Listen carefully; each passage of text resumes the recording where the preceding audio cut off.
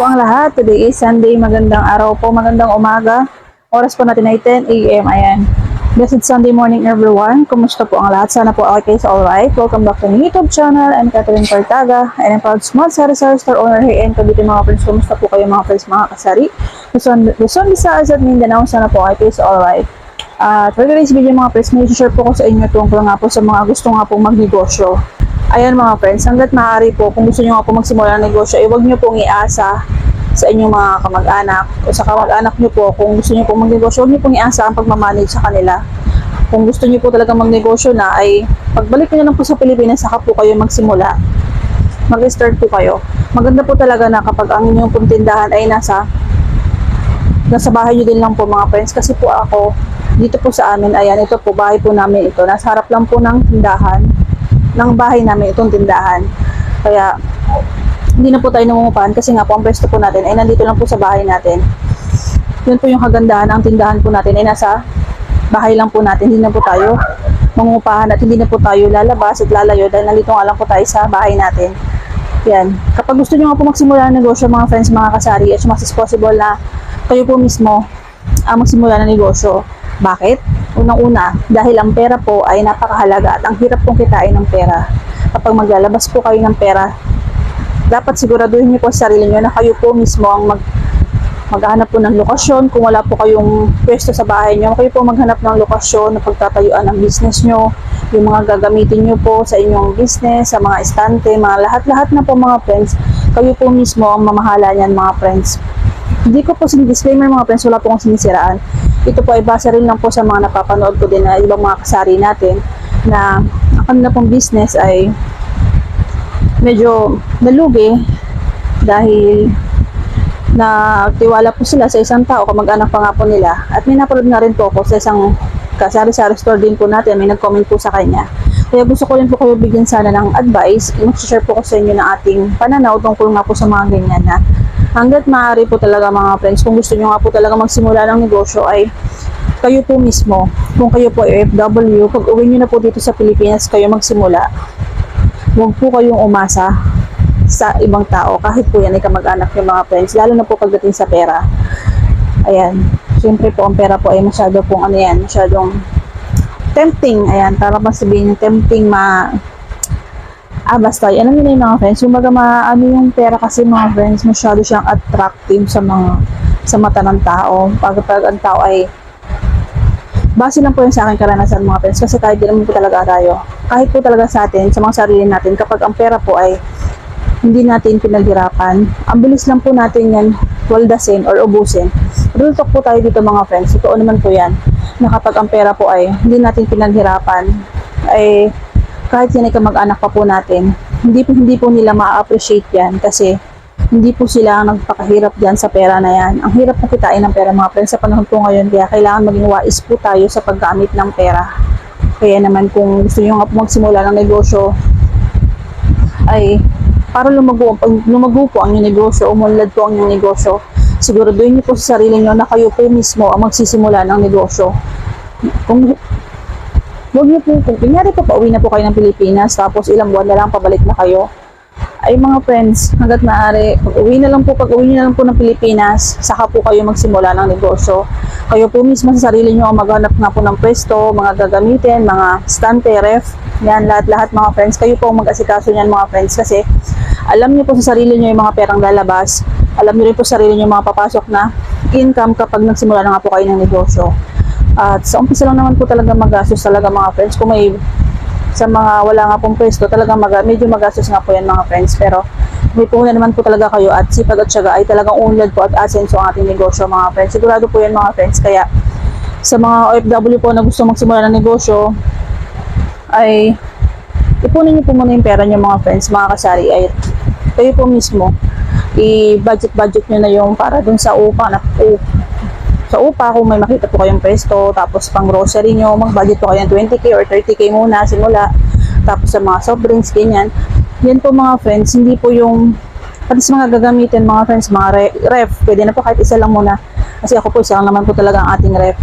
Ayan, kaya yan po yung bibigay ko sa yung mga advice mga friends, hanggat maaari po ay sa mga kaibigan po natin na OFW na gusto nga po mag for good or dito na sa Pilipinas mag-retire or magtrabaho po dito sa Pilipinas, maganda pong business talaga ay ang sari-sari store mga friends, kasi nasa bahay lang po tayo, hawak po natin yung oras natin at mag-aantay lang po tayo ng bibili sa atin. Yun po talaga, ito po talaga ang magandang negosyo para sa akin. Yan po yung bibigay ko sa inyong advice mga friends. Kaya again, kung gusto nyo nga po magsimula po ng negosyo, siguraduhin nyo po na kayo po mismo ang magmamanage. Kahit gaano po kalaki ang pera na ipadala nyo po yan sa kamag-anak nyo, kung magpadala po kayo ng 30k, 40k, 50k, mga friends, ay sigurado baka malugi kayo mga friends. At malulugi po talaga kayo kasi bihira lang po sa mga kamag-anak ang marunong ma-appreciate sa pera ng kamag-anak nila. Kaya naman, kung gusto niyo po talaga magnegosyo, kayo na lang po pag-uwi niyo ng Pilipinas. Pagbalik niyo po dito sa atin, ayan. Ito gusto ko share sa inyo mga friends. At kayo na nga po, nag-grocery nga po tayo ng konti lang po ito, 943. Ayan, 943. Ano lang po ito? Honey bar nga po. Bumili po ako ng isang honey bar. Ito na lang po muna, cup noodles. Ito po, 22 ang punan. Ang benta ko po dyan ay 27 po ko dyan mga friends. Tapos ito, 23 po yung manghang. Disclaimer po mga friends, iba po tayo na presyohan sa ating mga paninda. Depende po yan sa mga lugar na pinabibilhan nga po natin. Ito po, 23 na taas din ng piso. Pero 27 pa rin po ako dyan, ang benta natin. Hindi pa po ako nag-increase dyan. Sa iba po kasi sa kanila, 26. Ayan, bulalo, 22. Pero, 27 po ako dito mga friends. Kasi hindi po siya fast moving. 20% po ang markup po sa mga ganyan. Tapos kape. Ang kape nga po, ang isang type po nito, almost 14 pesos na mga friends. So, benta ko po ay 16 pesos. Kalahati lang po ito na Nescafe Original. Tapos, meron din po tayong Nescafe Creamy White. Ayan. Kalahati lang po ito. Tig-5 lang po. Ayan. At Coffee Co Brown. Kalahating Coffee Co Brown. Limang twin pack. At isang condense. Sa condense po talaga, ang punan po nito dito sa atin ay 36 pesos. Kaya 20% po ang markup po sa ganito mga friends kasi hindi po siya fast moving. Sa iba po kasi medyo mababa sila magbenta kasi kaya again mga friends, iba-iba nga po tayo na pinagbibilhan ng mga lugar kaya iba-iba po yung presyuhan natin. Pero para po sa akin, nasa tama lang naman po yung aking price. Ano nga po? Ay, hindi po pala. 15% po ang markup po dito. So, almost 6 pesos po ang tubo ko dito kasi 36 po ang kanyang punan. Ayan. 36 times 15% is 42 pesos. 42 something nga po yung 43. Pero 42 ko na lang po siya binibenta para may 6 po ako kasi yun po yung aking markup sa mga ganito mga friends.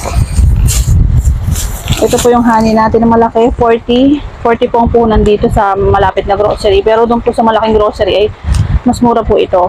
Kaya ina-advise ko po sa inyo mga friends kung saan po mas mura. Kung kaya nyo po makapunta dun sa lugar na mas mura po na bilihan, ay dun po kayo mamili kasi ito nga po ay 40 sa malapit. Dun po sa medyo malayo ay 37. So mas mura po ng 3. Kung marami naman po kayong budget ay namili po tayo dun sa medyo malayo na mas mura. Pero dito naman po sa malapit, meron silang mga items na mura din po.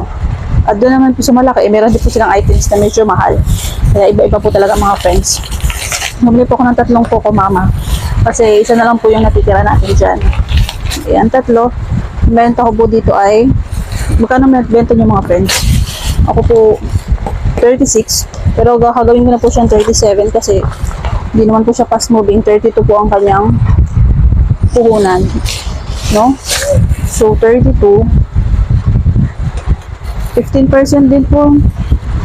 32 plus 15%. 36 nga mga friends. Top 0.8. So, 37. Magta 37 po ako dyan mga friends. 15%. Sa Coco Mama. 37 na po ako dyan. Kasi po, hindi po siya ganun papas moving. Slight moving, kaya 15%. Saka matas pong punan niya mga friends. Meron po tayong 5 piso na tubo sa Coco Mama. Ito po. Ang puhunan po nito ay, dito po sa malapit ay, kahit po per nag-retail po kasi sila mga friends. Ang retail po nila dito ay 17 pesos. Ang bento ko po ay 20 pesos. Meron po tayong 3 na tubo. At syempre po, uliin po natin na kapag bibili po tayo ng mga ganito mga friends kasi hindi naman po ito fast moving. Ay check po lagi natin ang expiration date. Ayan, expiration po nito ay January. Kaya matagal pa to. Hindi po ito abot na expiration date. Kung December po ay mabibenta pa po ito kasi January 26 pa po ang kanyang expiration. Ayan. So, yun po yung gusto ko mga share sa inyo mga friends. Again, kung gusto nyo nga po magnegosyo, siguraduhin nyo po sarili nyo na kayo po mismo ang magmamanage para hindi po masayang yung mga pera na pinaghirapan po ninyo. Kasi talagang hirap pong kumita ng pera ngayon, kaya maging wise po tayo. Kahit po mag-anak natin yan ay huwag po tayo basta-basta magtiwala na sobra-sobra ka. Ayan, wala po akong sinisiran mga friends. Yan po yung gusto kong ibigay na advice sa inyo kasi pag pera po talagang involved, baka magkasiraan po kayong magkamag-anak. So, yun lamang po mga friends. Maraming salamat po sa mga nag-subscribe sa ating channel. Thank you so much po. Kung nagustuhan niyo po yung video natin, palike po na ating video, pa-subscribe. Pahit na rin po ng ating notification bell para pahit na rin po natin notification bell para ma-update po kayo sa mga susunod po nating i-upload na videos. Yan lamang po mga friends. Happy selling po sa ating lahat. God bless everyone. Keep safe. Always love, love, love everyone. And God is good all the time. See you to the next one. Happy selling!